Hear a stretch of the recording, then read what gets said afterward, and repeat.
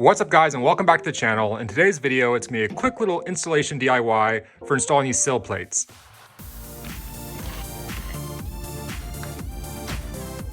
This is my little Subaru-only shop. It's a DIY Subaru channel. It's a channel where all I do is Subaru builds and race Subaru vehicles and motorsport events. It's a DIY themed channel where I walk you guys through the steps to get your Subarus back on the road and hopefully do a little racing of your own. So thanks for checking out the video, guys. I really appreciate it.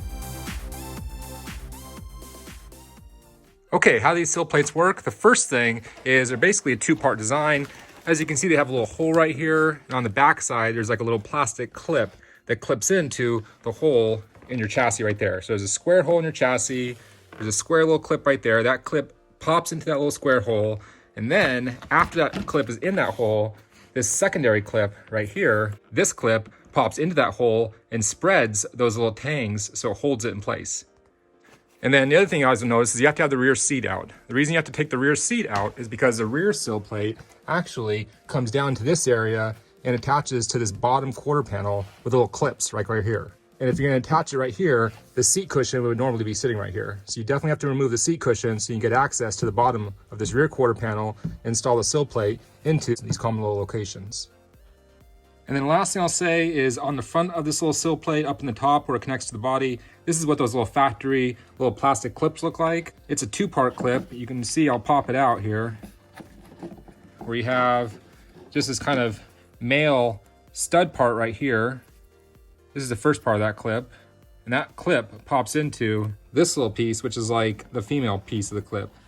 And this is the one that's got the tangs on it that hold, whoops.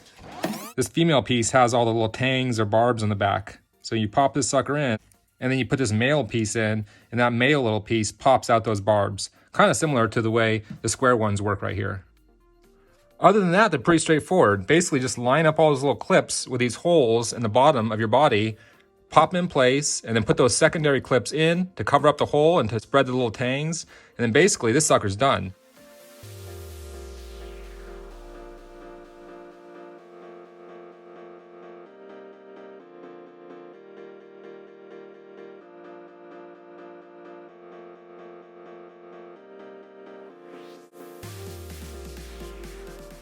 All right, guys, let's take a closer look at this sucker. To kind of zoom in, you kind of see that second little clip right there that popped in. I kind of have the little notch on the bottom so you can pop it out later if you need to.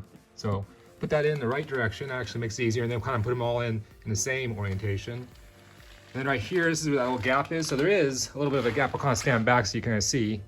That front and rear trim piece, they do still have about 1/8 of an inch gap between them. So don't think that there's something screwed up or wrong. This is factory the way it was. Then you kind of move back. It's nice and clean seal all along. Covers both that rubber piece and the interior trim panel, the quarter panel. And then as I move around the corner, you see here, you need to add a little bit of conditioner to this. But this is what that factory little clip looks like in the back two holes. That's that two-piece little clip with a barb for the female piece. And then I'll move over here to the front. You can kind of see there's another one right down there by the dead pedal. Another factory little two-piece clip. And that, guys, is the factory sill plates installed and covering that gap and covering that transition between the carpet and the body. And man, that looks a hell of a lot better, I gotta say. All right, guys, I'm gonna wrap it up there for today. I hope you enjoyed this little DIY installation tutorial for these sill plates on your GC Imprezas. This will apply to any 1993 through 2001 Subaru Impreza. And of course, mine are a little bit different because they're the Coupe.